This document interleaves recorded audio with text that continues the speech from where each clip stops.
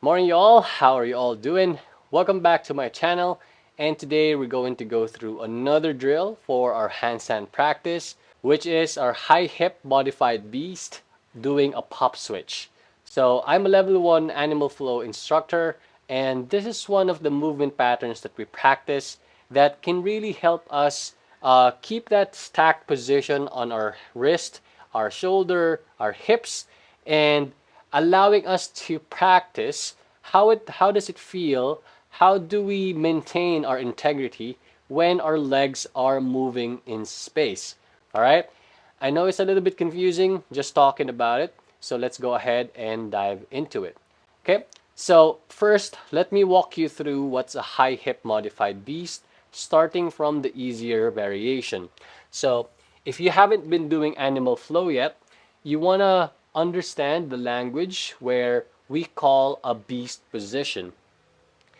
Just like in all our handstand practice and all my other videos on our handstand, we want to first find our shoulder distance apart. We want to open the hands not too much, not too little, where we can almost like grip the ground. And then we're going to externally rotate the shoulders and locking the elbows, maybe feeling some tension on our side body just like so. We don't want to be behind the wrist line. We don't want to be too much over. And we want about just above the wrist line, or maybe even between the hands, or sorry, in the palm. Okay. From here, we're going to push the ground away and lift the knees about an inch off the ground. And you want to find this nice equal distribution of your weight. And this is what we call our beast position.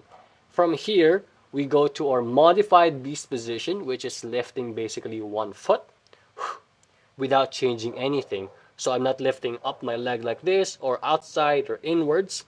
Everything remains the same, just lifting one leg, plant it, other leg, plant it.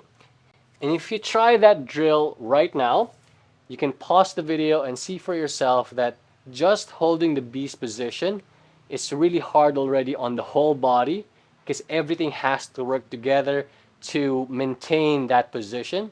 And the moment you lift one limb, even if you're really low to the ground, everything else changes.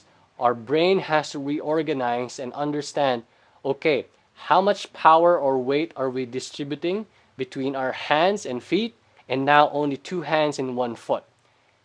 Even more when we lift our hips up on our high hip modified beast. Let me show you that right now. So, setting up on our beast, going to our modified beast position. Now, lifting the hips high, I'm gonna try to keep my knee close to my body. And some of you may be here because you're afraid or you don't know how it looks like or feel. So what you want to try to do is shift your shoulders towards the middle of your hands, push and elevate your ears, or sorry, your shoulders towards the ears. And I'm gonna be keeping my gaze in between my hands, in between my thumbs, or maybe even down. Um, what you just don't want to do is look straight down towards your legs or open your neck up, which is something like this. Open the neck up too much, or looking down, because that's going to affect how your scapula and how your shoulders open or close. Or maybe you'll even have some strain on the neck if you're very flexible. All right. What I'm talking about shoulder elevation is that we want to really open, or sorry, close the shoulder gap between the ears and the shoulder. So this is neutral. I'm pushing tall, almost like I'm hugging my ears with my arms. And we want to look through the eyebrows towards the middle of the hand. And that's going to create a very nice stable base for our shoulders and allowing us to really lift the hips as high as possible. Once you got that down and you feel you're nice and stable, maybe you need to build some strength over time doing this drill. That's when we are going to be proceeding to being able to lift off the leg, alternating. All right, this is how it looks like. Set your beast. Go ahead and find your modified beast position. High hip modified beast, shifting your weight towards the middle of the hand. Now, pop switch. All right. So some of you may not have enough strength to do that exactly like that. So maybe your hips need to come low, knees start to bend so you can generate some force up. So from here, I need to bring and down. Okay? Maybe you'll be overshooting a little bit, and that's going to be scary. That's why I am shooting next to a wall so that you can also position yourself next to a wall, and if ever any case that you jumped up too much, you always have the wall to catch you. All you need to do is to make sure that your elbows are straight so your hips land on the wall and you can just simply push back. Let me show you how that is. Setting up your beast position. Nice and strong. Beast, modified beast, high hip modified beast. Let's say I kick up too much. Oh, I'm floating. There. And we bring our legs down by pushing against the wall. All right. You see, by accident there, I didn't intend it, but I even had a little bit of a float because I am pushing tall on my shoulders, and structurally my whole body or my hips start to stack over the middle of my hand, and that's where my balance is.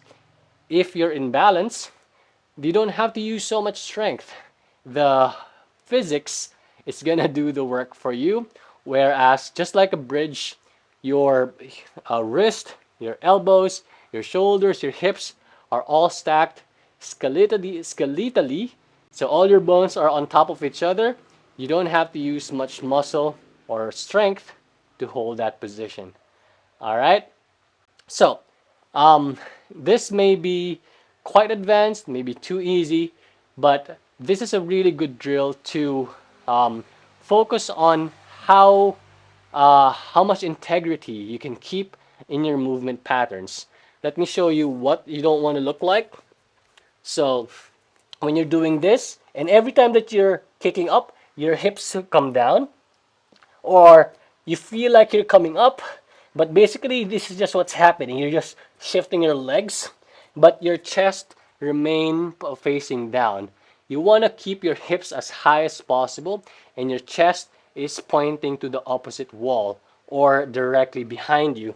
So first, you want to keep it nice and high, as high as you can, pushing tall. And notice you want to keep pushing down to the ground so that your hips start to lift off and come on top of your shoulders. All right? If you have any specific questions for your own practice, let me know in the comment section. Or if you have any pain or injury or any specific condition, let me know in the send me a DM and I can address you. Maybe we can go on a video call for one-on-one coaching. Okay, that's all for today. I hope you learned something. I'll see you on the next videos, and peace.